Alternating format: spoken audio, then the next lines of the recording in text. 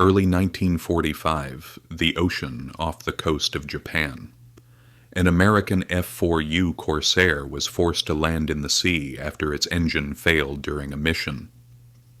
The pilot ejected as the aircraft plunged into the frigid waters of the Pacific. Within a few hours, Japanese patrol vessels moved in on the floating debris. What they retrieved would transform into one of the most crucial intelligence findings in the war's closing chapters. For almost 3 years, Japanese pilots had encountered this American fighter in the aerial conflicts above the Solomon Islands, Rabaul, the Philippines, and now in the home islands. They had come to appreciate its velocity, firepower, and its remarkably durable construction. However, they had never before had an unbroken specimen to analyze thoroughly, to gauge, to test, and to comprehend how far behind they truly were. The account of Japan's interaction with the F-4U Corsair is not just a narrative of seized aircraft. It is the tale of a nation's technological enlightenment. The moment when Japan's aviation experts faced the full extent of American industrial and engineering dominance. By exploring this fighter, they would uncover realities about manufacturing accuracy, material science, and design philosophy that upended their beliefs about their own abilities. The Corsair salvaged by Japanese crews symbolized the pinnacle of American fighter advancement. Created in 1938 to satisfy the stringent requirements of the United States Navy, the F-4U evolved from an innovative idea into one of the most formidable combat aircraft of the war. Its unique inverted gull wing, powerful Pratt and Whitney R2800 double Wasp engine, and groundbreaking performance traits made it easily identifiable. More crucially, it achieved a cohesion between speed, firepower, range, and structural integrity that Japanese aviation found difficult to replicate. The origin of the Corsair goes back to 1938, when the Navy's Bureau of Aeronautics requested a fighter capable of surpassing 400 miles per hour in level flight. This requirement was groundbreaking. At that time, the majority of fighter planes struggled to achieve 350 miles per hour. The Navy sought not just speed, but an all-encompassing solution. A low stalling speed suitable for carrier use, a range of 1,000 miles, substantial armament, and the capability to carry bombs. Chance Vaught's reply was bold. Lead designer Rex Beisel and his team opted to construct their aircraft around the most potent engine available, the Pratt & Whitney R2800 double Wasp.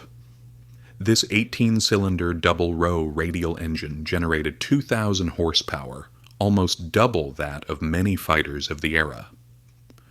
To accommodate this strength, they designed a vast propeller with a diameter of 13 feet 4 inches, the largest ever mounted on a fighter aircraft. The engineering challenge was immediate. How could they ensure sufficient ground clearance for such a large propeller while preserving structural efficiency for carrier operations? The answer became the most recognizable aspect of the Corsair. Instead of conventional straight wings, Beisel's team devised an inverted gull wing design. The wings sloped down from the body before straightening out, forming a unique M shape when seen from the front. This design permitted comparatively shorter landing gear, while ensuring appropriate clearance for the propellers. The downward angle at which the wings joined the fuselage also facilitated ideal aerodynamic conditions, reducing drag. The first flight of the XF-4U-1 took place on May 29, 1940, with Lyman Abulard Jr., the chief test pilot at VE, at the controls from the factory airstrip in Stratford, Connecticut. On October 1, 1940, during a test flight from Stratford to Hartford, The XF-4U-1 recorded a ground speed of 405 miles per hour, aided by a tailwind, making it the first single-engine American fighter to hit this record. The plane's real maximum speed during level flight reached 378 miles per hour at an altitude of 23,500 feet, which was still remarkable for 1940. The production of the F-4U-1 Corsair began to reach active units in late 1942. Marine Fighter Squadron 5, MSIM, F-1, 2, 4, was the first to receive operational aircraft, deploying to Henderson Field in Guadalcanal on February 12, 1943. Unfortunately, the Corsair's initial combat experience was unfortunate. On February 14, 1943, during the event later referred to as the St. Valentine's Day Massacre, the Corsairs faced a severely unfavorable first engagement. 9 American aircraft were lost, including 2 Corsairs, several P-38 Lightnings, P-40 Warhawks, and bombers, whereas the Japanese forces lost merely 1 Zero fighter. The drastic 9-to-1 loss ratio favoring Japan prompted a halt to daylight bombing runs in Bougainville for a re-evaluation of tactics. This confrontation illustrated that advanced technology by itself does not ensure triumph. Tactical methods, experience, and appropriate deployment were equally crucial. American aviators swiftly adjusted. They discovered that the strengths of the Corsair were not in dogfight, but instead relied on a strategy known as boom and zoom. Although the Corsair could not match a Zero in slow-speed turns, it could outdive, outclimb, and outrun any Japanese aircraft. Effective tactics involve keeping an edge in speed and altitude, diving on enemy planes, firing, and using superior velocity to escape before the enemy could retaliate. Second Lieutenant Kenneth A. Walsh from VMF 124 became the inaugural Corsair Ace on May 13, 1943. By mastering these strategies and ultimately achieving 21 victories. As the conflict evolved through 1943 and 1944, the Corsair gained a formidable reputation. Marine squadrons stationed in the Solomon Islands, operating from makeshift coral airstrips, maximized the aircraft's durability with catastrophic results. The Corsair demonstrated an ability to withstand battle damage that would have incapacitated lighter Japanese fighters. Its 650 caliber Browning machine guns, 4 inboard guns holding 400 rounds each, and 2 outboard guns with 375 rounds each, amounted to a total of 2,350 rounds, delivering significant firepower. Subsequent models like the F-4U-1C substituted the machine guns with 4 20mm cannons, yet many pilots still favored the reliability and ammunition capacity of the 50 caliber guns. The versatility of the Corsair extended past air-to-air combat. By mid-1944, Corsairs frequently carried external munitions. These included 1,000-pound bombs mounted centrally and on wing racks, 8 5-inch high-velocity aircraft rockets, or napalm canisters. This fighter-bomber role rendered the Corsair essential for close air support during amphibious operations. In the Okinawa campaign of 1945, Corsairs executed thousands of ground attack missions, earning the title Angels of Okinawa from appreciative ground forces. What Japanese pilots faced in battle revealed just part of the Corsair's narrative. From the perspective of a Zero or another Japanese aircraft, a pilot perceived an adversary that was faster, more powerful, and more durable.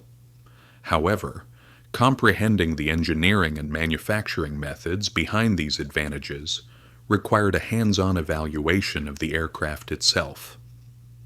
Japan's ability to conduct such technical assessments focused on two facilities: the Yokosuka Naval Air Technical Arsenal, located south of Tokyo, and the Army Aviation Technical Research Institute at Tachikawa. These entities had been analyzing captured Allied aircraft throughout the duration of the war, thus covering instances from battlefields throughout the Pacific. Their efforts yielded crucial insights into American capabilities. However, the majority of captures consisted of either damaged aircraft or incomplete wreckages retrieved from crash locations.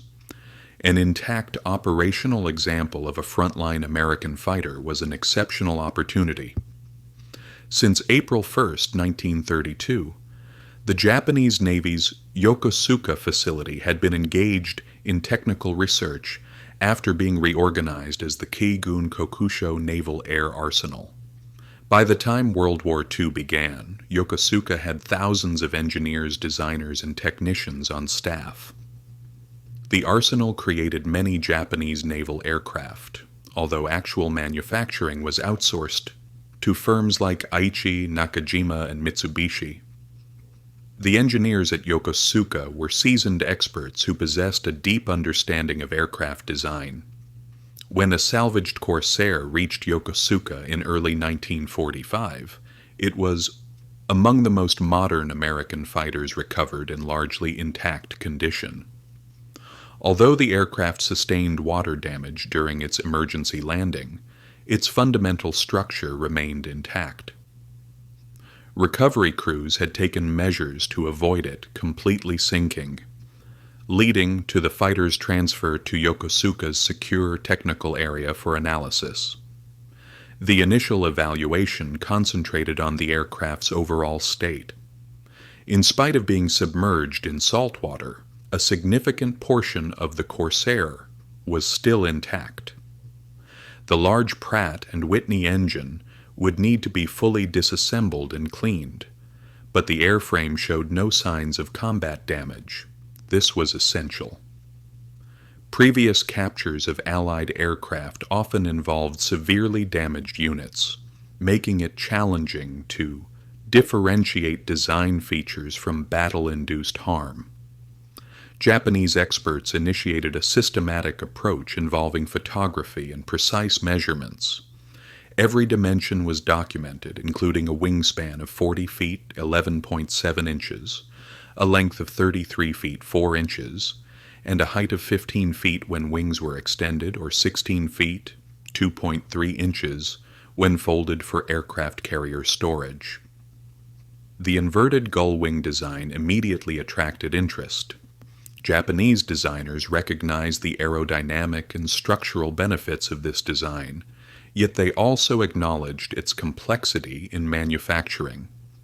Crafting the compound curves and achieving accurate angles demanded advanced tooling and quality control that many Japanese factories struggled to deliver reliably at that point in the war. The inspection uncovered something that notably surprised the technical team. In spite of the Corsair's advanced design, parts of its outer wing surfaces were covered in fabric instead of metal. This was true for both the main wing spar and the armament bays. The upper and lower surfaces, along with the control surfaces such as ailerons, elevators, and the rudder, also utilized fabric covering. Japanese aviation experts initially found this perplexing. By 1944 to 1945, the majority of contemporary fighters were constructed entirely of metal. Further examination unveiled a complex reality. The fabric covering was a purposeful design feature from the development phase of the aircraft between 1938 and 1940.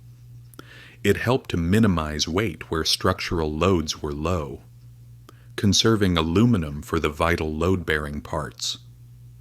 This fabric was specially treated so that, when applied correctly, it offered sufficient strength and weather resistance while being significantly lighter than metal sheeting. This showcased a mature comprehension of resource management for maximum performance.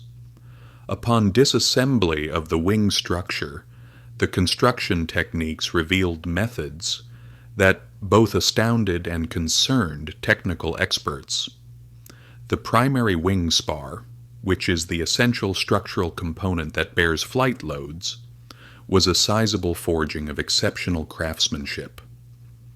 American metallurgy had produced aluminum alloy forgings with strength properties that Japanese facilities found difficult to replicate. The spar's size and load-bearing capabilities surpassed those of any comparable Japanese fighters. This singular part represented a fundamental disparity. American industry had the capability to manufacture large, intricate forgings with consistent quality. In contrast, Japanese manufacturers increasingly depended on built-up structures created from smaller parts, yet the internal structure of the wing exhibited a similar level of sophistication. Ribs crafted from aluminum sheets demonstrated remarkable accuracy and uniformity. Each rib was nearly indistinguishable from the others, reflecting manufacturing processes with stringent quality control. As the conflict progressed, Japanese aircraft production found it increasingly challenging to maintain consistency, with individual aircraft displaying variations in component quality. Focus shifted to the armament setup of the Corsair.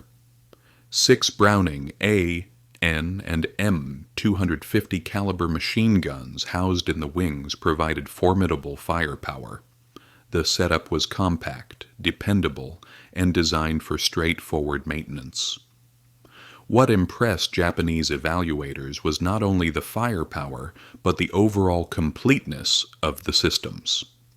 Ammunition boxes, feeding mechanisms, spent cartridge ejection systems, and charging devices were all designed to function in harmony. The guns themselves were examples of precise manufacturing. American ordnance production had reached reliability levels that Japanese industry envied. The Browning M2 machine gun was a well-established design refined over decades of development and produced in the millions with remarkable consistency. Japanese technicians analyzing these weapons recognized manufacturing methods and quality criteria that their own factories struggled to meet consistently. The identification of 150 pounds of armor plate safeguarding the cockpit and a 1.5-inch thick bullet-resistant glass panel, positioned behind the windscreen, reinforced perceptions of American design ideology. Japanese fighters had largely moved away from heavy armor protection in favor of lighter weight and improved maneuverability. The early success of the Zero seemed to validate this strategy. However, as American fighters became more powerful and better armed, the absence of protection proved to be fatal. The Corsair illustrated that effective engineering could integrate significant defensive armor while maintaining functionality. This achievement was facilitated by the powerful R2800 engine. This engine was the focal point of the technical analysis. The Pratt & Whitney R2800 Double Wasp epitomized American advancements in aviation engines during its time. With 18 cylinders configured in 2 rows of 9, its displacement was 2,800 cubic inches, generating over 2,000 horsepower. This engine showcased exceptional mechanical ingenuity. Although Japanese engineers had previously encountered this engine in seized aircraft, they had never possessed an example in relatively intact condition suitable for comprehensive study. The engine's assembly demonstrated manufacturing capabilities that appeared nearly unfathomable. The cylinders were meticulously machined to tolerances that were measured in thousandths of an inch. The surfaces of pistons, connecting rods, and crankshaft components displayed finishes and dimensional precision that Japanese engine manufacturers struggled to replicate. The two-stage supercharger system, designed to sustain power at high altitudes, featured complex internal pathways and precisely engaged rotating parts. Japanese efforts to create similar supercharger systems had mostly failed due to production constraints. Perhaps the most remarkable aspect was the engine's dependability and power generation. American radial engines commonly delivered their rated horsepower for extended hours between overhauls. Conversely, even new Japanese engines frequently fell short of their theoretical power output and necessitated regular maintenance. The consistent performance of the R2800 stemmed from superior metallurgy, enhanced lubricants, more accurate manufacturing processes, and advanced quality control measures. The propeller system was equally informative. The Hamilton Standard Hydroatic propeller, with its 13-foot 4-inch diameter and adjustability in pitch, showcased cutting-edge aerodynamic design and hydraulic control technologies. Japanese engineers grasped the principles of propeller operation, but did not have the manufacturing capacity to produce large propellers with the required precision. A review of systems throughout the aircraft revealed consistent trends. The landing gear assembly was intricate yet precisely built. The cockpit instrument panel featured a wide array of gauges and controls that surpassed anything found in Japanese fighter planes. The fuel system included self-sealing tanks constructed with multiple layers of rubber compounds that expanded upon puncturing, thus averting significant fuel loss, technology that was largely absent in Japanese aircraft. The electrical system supported extensive equipment using high-quality wiring with appropriate insulation and organization. What stood out most was the overall material quality and manufacturing excellence. Every part, from major structural components to minor fasteners, exhibited consistent quality. Aluminum alloys displayed homogeneous properties. Steel components were adequately heat-treated. Surface finishes were smooth and expertly applied.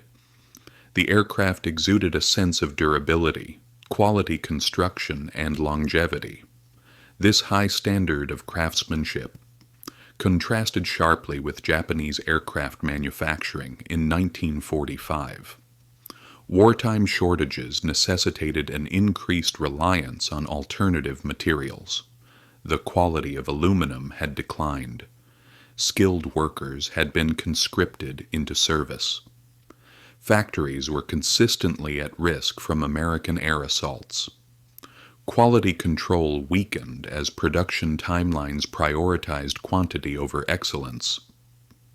The assessment of the Sea's Corsair happened during a period when Japan was on the brink of defeat. American B-29 bombers were methodically annihilating Japanese cities. The Navy had suffered catastrophic losses at Leyte Gulf. The Philippines had been freed from occupation. Iwo had succumbed, and Okinawa was under siege. Within this dire scenario, the Corsair examination gained a grave importance. It wasn't merely about gathering intelligence for future victories, but rather a confrontation with the hard truths of technology. Japanese engineers based in Yokosuka and Tatakiawa created technical reports detailing their observations. These documents included measurements, manufacturing methods, and evaluations of American capabilities. The tone maintained professionalism, yet the underlying implications were apparent. In almost every category reviewed, American technology surpassed Japanese advancements. The disparity was significant and not easily bridged. It reflected years of industrial evolution, substantial investments in research and development, complex supply chains, and resources that Japan simply lacked. By the conclusion of the war in August 1945, at least 2 Corsairs had been seized by Japanese forces. There is evidence that technical teams managed to restore at least 1 aircraft to operational status, since photographs depict captured Corsairs with patched wings and fuselages. Whether any flight testing took place remains unclear. Yet the attempts at repair suggest earnest efforts to render the aircraft functional for assessment. When American occupation troops reached the Yokosuka Naval Air Technical Arsenal in September 1945, they uncovered considerable proof of Japanese technical intelligence endeavors. Captured Allied planes were scattered throughout the facility. Technical documents, schematics, and images chronicled Japanese efforts to comprehend Allied technology. American intelligence officers gathered this information, acknowledging its significance in understanding Japan's insights. The narrative of Japanese analysis of the F-4U Corsair signifies more than just technical intelligence. It illustrates the significant divide between American and Japanese aviation by the end of the war. When the Corsair first engaged in combat in early 1943, Japanese pilots flying Zero fighters were still able to compete effectively due to superior tactics and pilot expertise. By 1945, even seasoned Japanese pilots in more modern aircraft had little hope against proficient Corsair pilots. The technological advantages of the aircraft, coupled with overwhelming American numerical supremacy and enhanced pilot training, created insurmountable odds. The Corsair recorded an official kill ratio of 11-to-1 against Japanese planes. American pilots operating Corsairs shot down 2,140 Japanese aircraft, while only losing 189 Corsairs to enemy actions during World War II. These figures represented not only the Corsair's technological edge, but also reflected the advantages of the entire American war machine. Improved training, superior logistics, unmatched production capabilities, and cutting-edge technology at every stage. Japanese engineers who analyzed the downed Corsair comprehended all of these aspects. They were able to evaluate the performance difference, investigate the production variances, and assess the resource inequalities. Their documentation outlining these conclusions serves as recognition of Japan's unsuccessful effort to compete with American industrial strength.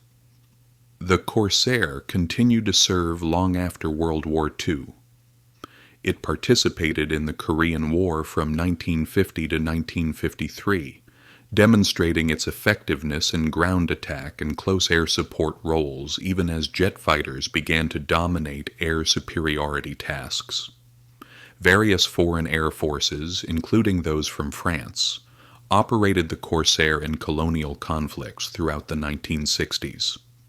The Corsair's final combat operations occurred in July 1969 during the fleeting soccer war between Honduras and El Salvador. On July 17, 1969, Honduran Captain Fernando Stowe, piloting an F-4U-5, destroyed 3 Salvadoran aircraft, including 2 FG-1D Corsairs, marking the last combat victories for this model. Ironically, these victories were claimed against other Corsairs. From its inaugural flight in 1940 to its ultimate combat engagements nearly 3 decades later, the Corsair established itself as one of the most successful and enduring fighter aircraft designs in aviation history. For Japan, its experience with the Corsair was part of a broader acknowledgement of technological realities during the American occupation. Japanese engineers and scientists, who had faced material deficits and industrial constraints during the war, began collaborating with American occupation forces to revitalize Japanese industry. Insights gained from evaluating American technology, including the Corsair, shaped post-war Japanese manufacturing principles. The focus on quality, precise manufacturing, and ongoing improvement that define contemporary Japanese industry can be traced back to the hard-earned lessons learned when Japanese engineers investigated what American industry could achieve. The Corsair recovered in early 1945 symbolized more than just a downed aircraft. It stood as a testament to the engineering prowess and manufacturing sophistication that Japanese aviation had been striving for throughout the conflict. The knowledge gained from it arrived too late to alter the war's result. However, it contributed to the shaping of the subsequent peace. In their examination of this American fighter, Japanese engineers faced the full scale of the challenge that Japan had encountered. They had battled with bravery and expertise, but valor and proficiency failed to match the overwhelming technological and industrial strengths possessed by their adversary. The narrative concludes not with victory, but with recognition. Japanese technical documents regarding the Corsair, uncovered by American forces during the occupation, and now stored in archives, act as quiet testaments to a time when engineers from one nation faced the capabilities of another. The Corsair they studied has long been lost, probably dismantled in the tumultuous aftermath of the war. Yet its impact lingers in the insights it provided regarding what technology, when effectively utilized, with sufficient resources and advanced manufacturing, could achieve. Japanese aviation would rise once more in the post-war years. However, Japanese engineers would never again misjudge the potential of their American counterparts when granted the industrial infrastructure, scientific understanding, and resources to fully bring their designs to life. The analysis of the F-4U Corsair by Japanese technical staff in 1945 marks a pivotal moment, a period when Japan's aviation sector fully recognized the technological gap that had widened during the war. This lesson was expressed not through propaganda or battle accounts, but through aluminum alloys, precision forgings, and manufacturing tolerances that conveyed more about American industrial strength than words ever could.